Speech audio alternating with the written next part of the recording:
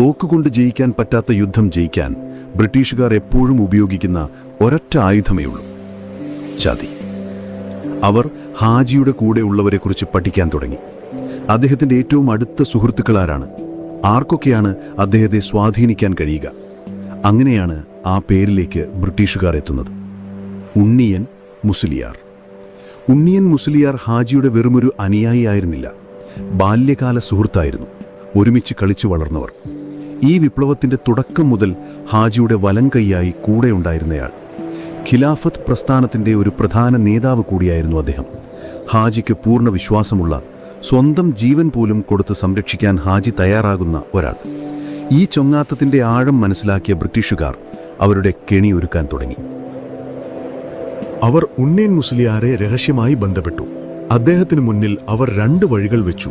ഒന്നുകിൽ ഹാജിയോടൊപ്പം പിടിയിലായി തൂക്കിലേറ്റപ്പെടുകയോ ആൻഡമാനിലേക്ക് നാട് കടത്തപ്പെടുകയോ ചെയ്യാം. നിങ്ങളുടെ കുടുംബം അനാഥമാകും. അല്ലെങ്കിൽ ബ്രിട്ടീഷ് സർക്കാരുമായി സഹകരിക്കാം. നിങ്ങൾക്ക് മാപ്പ് നൽകാം. നിങ്ങളുടെ കുടുംബത്തിന് സുരക്ഷ ഉറപ്പുതരാം. നല്ലൊരു ജീവിതം വാഗ്ദാനം ചെയ്യാം. ഒന്നാലോചിച്ചു നോക്കൂ ഉണ്ണിയൻ മുസ്ലിയാരുടെ മാനസികാവസ്ഥ. ഒരു വശത്ത് ജീവനു തുല്യം സ്നേഹിക്കുന്ന സുഹൃത്ത്, മറുവശത്ത് സ്വന്തം ജീവനും കുടുംബത്തിൻ്റെ ഭാവിയും. ഏത് തിരഞ്ഞെടുക്കാനാണ് എളുപ്പം? ദിവസങ്ങളോളം നീണ്ട മാനസിക സംഘർഷത്തിനൊടുവിൽ ഒരുപക്ഷേ കാടിന് പുറത്തിറക്കി കൊണ്ടുവരികയാണ് അടുത്ത ലക്ഷ്യം. അതിനൊരു കാരണം വേണം. ഉണ്ണിയൻ മുസ്ലിയാർ ഹാജിയുടെ അടുത്തേക്ക് ഒരു ദൂതുമായി പോയി. അദ്ദേഹം പറഞ്ഞു, ബ്രിട്ടീഷുകാർക്ക് യുദ്ധം മടുത്തു. അവർക്ക് സമാധാന ചർച്ചകൾക്ക് തയ്യാറാണ്. മാന്യമായ ഒരു കീഴടങ്ങലിന് അവർ അവസരം തരാമെന്ന് പറഞ്ഞിട്ടുണ്ട്. നിങ്ങളെ മക്കയിലേക്ക് അയക്കാൻ അവർ തയ്യാറാണ്. അവിടെ നിങ്ങൾക്ക് ശിഷ്ടകാലം സമാധാനത്തോടെ ജീവിക്കാം. ഈ നാട്ടിലെ സാധാരണക്കാരുടെ കഷ്ടപ്പാടുകൾ ഇനിയെങ്കിലും അവസാനിക്കട്ടെ. ഈ വാഗ്ദാനം കേൾക്കുമ്പോൾ ഹാജിയുടെ മനസ്സിൽ എന്തായിരിക്കും സംഭവിച്ചിട്ടുണ്ടാവുക? അദ്ദേഹം ഒരു വിഡ്ഢിയായിരുന്നില്ല. ബ്രിട്ടീഷുകാരുടെ വാക്കിന് പുല്ലുവില പോലുമില്ലെന്ന് അദ്ദേഹത്തിന് നന്നായി അറിയാമായിരുന്നു. പതിറ്റാണ്ടുകളുടെ ചതിയുടെ ചരിത്രമുണ്ടവർക്ക്.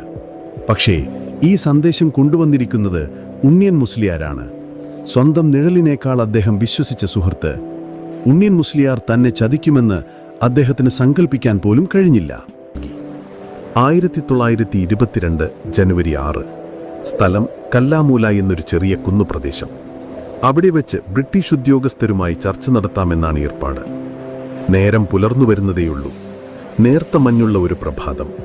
ഹാജിയും അദ്ദേഹത്തിൻ്റെ കൂടെയുണ്ടായിരുന്ന 24 അനുയായികളും ആയുധങ്ങളെല്ലാം താഴെ വച്ച് ചർച്ചയ്ക്കായി കാത്തിരുന്നു. ഉണ്ണിയൻ മുസ്ലിയാരായിരുന്നു അവരെ അങ്ങോട്ട് നയിച്ചത്. എന്നാൽ അവിടെ അവരെ കാത്തിരുന്നത് സമാധാന ചർച്ചയ്ക്ക് വന്ന ഉദ്യോഗസ്ഥരായിരുന്നില്ല.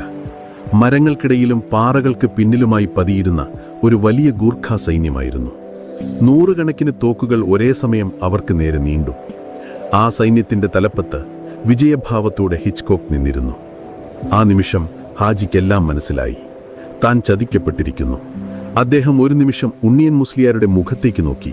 ആ നോട്ടത്തിൽ എന്തായിരുന്നു? ദേഷ്യമായിരുന്നു? സങ്കടമായിരുന്നു? അതോ ഇത് വേണ്ടായിരുന്നു എന്നൊരു നിസ്സഹായതയായിരുന്നു? ചരിത്രത്തിനറിയില്ല. ഉണ്ണിയൻ മുസ്ലിയാർ ആ നോട്ടം സഹിക്കാനാവാതെ തല താഴ്ത്തി.